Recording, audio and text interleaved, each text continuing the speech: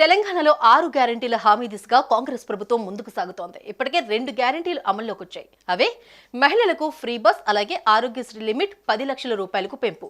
ఈ రెండు ఇప్పుడు ప్రజలకు అందుబాటులోకి రాగా చాలా మంది ఎదురు చూస్తున్న ఫ్రీ కరెంటు కూడా మరికొద్ది రోజుల్లో అమల్లోకి రానుంది. మరి ఫ్రీ కరెంట్ పొందాలంటే ఏం చేయాలి? ఈ పథకం అందరికీ వర్తిస్తుందా? తెల్ల రేషన్ కార్డు ఉన్న వారందరికీ వర్తిస్తుందా? ఇలా అనేక ప్రశ్నలు తలెత్తుతూ ఉన్నాయి. దీంతో ఇప్పుడు రాష్ట్ర ప్రభుత్వం దీనిపై క్లారిటీ ఇచ్చింది.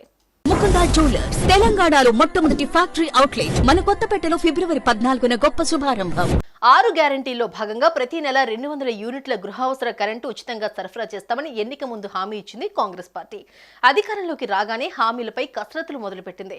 ఈ ఫ్రీ కరెంట్ తెల్ల రేషన్ కార్డులు ఉన్నవారికి మాత్రమే వర్తిస్తుందని సీఎం రేవంత్ రెడ్డి ఇదివరకే చెప్పారు. అర్హులైన వారికి ఒకవేళ రేషన్ కార్డు లేని పక్షంలో వారికి కూడా రేషన్ కార్డు జారీ చేస్తామన్నారు. అప్పుడు వాళ్ళు కూడా గృహజ్యోతి పథకానికి అప్లై చేసుకోవచ్చని స్పష్టం చేశారు.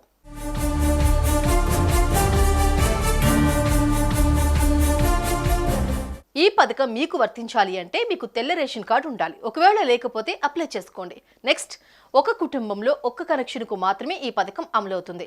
ఒకే అడ్రస్ మీద 2-3 మీటర్లుంటే వాటన్నిటికీ ఈ పథకం వర్తించదు. అలాగే 2022-23 ఆర్థిక సంవత్సరంలో 2376 యూనిట్ల కంటే ఎక్కువ కరెంట్ ఉపయోగించి ఉంటే కూడా ఈ పథకం మీకు వర్తించదు. అంతకన్నా తక్కువ ఉంటేనే ఈ పథకం వర్తిస్తుంది.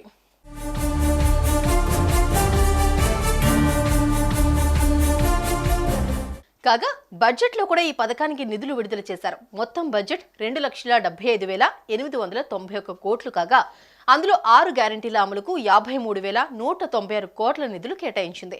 దీంట్లో ప్రత్యేకంగా గృహజ్యోతి పథకం అమలు కోసం 2,418 కోట్లు అలాట్ చేయగా ఉచిత విద్యుత్ అమలు కోసం విద్యుత్ రంగానికి 16,825 కోట్లు ఇచ్చింది. దీంతో ఈ పథకం మరికొద్ది కాలంలో అమల్లోకి రానుంది.